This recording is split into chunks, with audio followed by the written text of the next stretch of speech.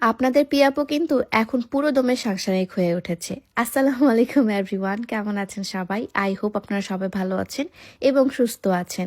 আজকে আমি সামিউলের জন্য গরুর মাংস রান্না করব এবং আমি লাইফে ফার্স্ট টাইম গরুর মাংস রান্না করতে যাচ্ছি। আমি খুবই নার্ভাস, বাট আমি একটু নিজের সান্ত্বনা দেওয়ার জন্য পিছনে মিউজিক বাজাচ্ছিলাম এবং গান শুনছিলাম এবং রান্না করছিলাম। গরুর মাংস পিস আমি একটু ছোট খেতে পছন্দ করি এবং আমি খুবই কম পরিমাণে নিয়েছিলাম, কারণ আমি যদি এটা নষ্ট করে ফেলি তাহলে অনেকগুলো গরুর মাংস নষ্ট হয়ে যাবে।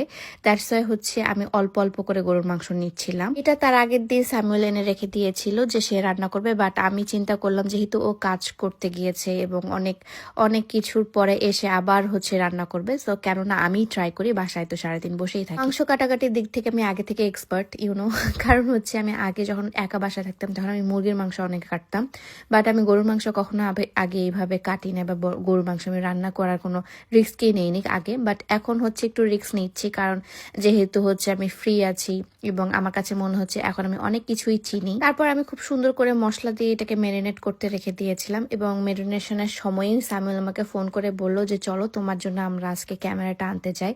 তো আমরা এখন ক্যামেরাটা আনতে যাব।